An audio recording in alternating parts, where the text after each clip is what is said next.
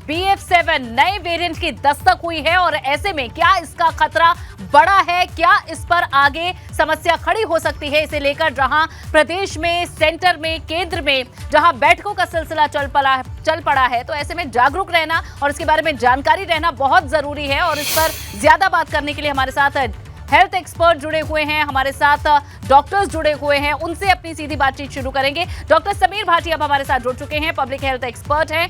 Doctor Sachin Malhotra हैं, critical care specialist हैं, ये भी हमारे साथ जुड़ चुके हैं। और डॉक्टर रमा श्रीवास्तव, पूर्व अध्यक्ष IMA लखनऊ से हैं, आप हमारे साथ लगातार बनी हुई हैं। डॉक्टर समीर भाटी, आपका रुख करेंगे, बताएं कि इस समय जो ये नए वेरिएंट की स्थिति है, 4 केसेस अभी तक आए हैं, 3 गुजरात में आए हैं, 1 ओडिशा में आए हैं। ओडिशा में जो केस आया था उसे आए 3 महीने हो चुके हैं, जिसके बाद जो स्वास्थ्य मंत्री हैं उन्होंने कहा कि इसकी जीनोम सीक्वेंसिंग हुई है, बहुत ज्यादा इसकी फैलने की तेज तादाद नहीं है, ऐसा अभी तक जान पड़ रहा है। तो इस नए वेरिएंट के बारे में थोड़ी और जानकारी हमारे दर्शकों को दें। बिल्कुल, देखिए जो अभी BF.7 की बात कर रहे हैं, ये ओरिजिनली आपका BA.5 और BA.4 जो हमारा शुरुआती 2022 के अंदर हमने जब देखा था उस टाइम आया था। 6 महीने के करीब अगर हम बात करें तो ग्लोबली ये सब जगह स्प्रेड हुए थे। ओमिक्रॉन या इसके जो सब वेरिएंट है, सब लीनिएज, जिसका जो हमने देखा था कि इसमें एक तो ट्रांसमिशन ज्यादा था, मतलब संक्रमण दर इनके अंदर ज्यादा थी।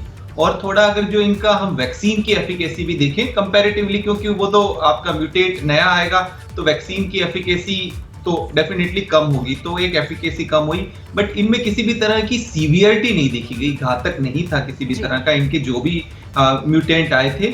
BF.7 का पहले केस जुलाई में भी हमने देखा था, तो इस तरह से उसको लेके केस को हमने बहुत ज्यादा देखा नहीं कि उसका कोई संक्रमण या फिर कोई इस तरह से घातकता उसकी देखने के लिए आई। अब यहाँ पर सबसे ज्यादा जो महत्वपूर्ण चीज आ जाती थी इसकी ट्रांसमिसिबिलिटी ज्यादा है, संक्रमण दर ज्यादा है, जो R0 वैल्यू हम कहते हैं कि एक संक्रमित व्यक्ति कितने व्यक्तियों को संक्रमित कर सकता है, वो इसकी निश्चित तौर पे ज्यादा है। और जैसे चाइना पहले भी एपिसेंटर बना था, तो इसलिए भारत में हम जो बात कर रहे हैं, पैनिक होने की जरूरत नहीं है, सतर्कता बरतने की जरूरत है। री इन्फेक्शन के चांसेस हो सकते हैं, आपने अगर वैक्सीन लिए तो भी इन्फेक्शन हो सकता है, बट बीमारी की गंभीरता होने के चांसेस बहुत कम है। ठीक है, गंभीरता कम होगी, लेकिन फिर भी एहतियात बरतें। और जिन लोगों ने बूस्टर डोज नहीं ली है, 6 महीने का समय बीत चुका है, तो बूस्टर डोज जरूर लें। डॉक्टर सचिन मल्होत्रा, आप अभी तक कैसे इस नए वेरिएंट को रीड कर पाए हैं?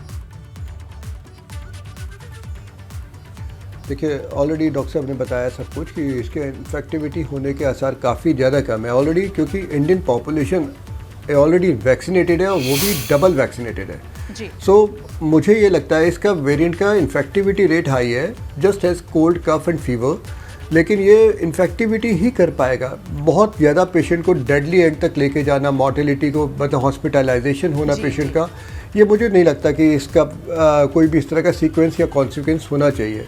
डेफिनेटली इसका इन्फेक्टिविटी हाई है, it's just like upper respiratory tract के जैसे हमारे बाकी वायरस होते हैं वैसा ही ये वायरस आएगा, उसी फॉर्मेट में आएगा। अब सर्दियों का टाइम है तो ये बुखार आना, ये सब चीज़ें बहुत कॉमन होती है। बस एक कोरोना नाम से ना एक हम लोग को अंदर एक टेरर सा बैठ गया, this is corona, let it be corona यार, let take it on a lighter note now. अब हम लोग we all are vaccinated and we are fully vaccinated by the government of India. So मुझे नहीं लगता कि ये वाला जो वायरस है किसी भी तरह का डेडली या फिर कोई हाई हॉस्पिटलाइजेशन रेट में तब्दील होगा। हमारे इंडिया का जो पॉपुलेशन है, इस पे इतनी ज़्यादा क्रॉस इम्यूनिटी है कि इजीली हमारी बॉडी फाइट बैक कर सकती है। बिल्कुल, और जिस तरह से कहा जा रहा है कि एक हर्ड इम्यूनिटी हमारी कंट्री में डेवलप हो चुकी है, तो उससे भी बहुत हद तक हमें एक कवच मिलेगा।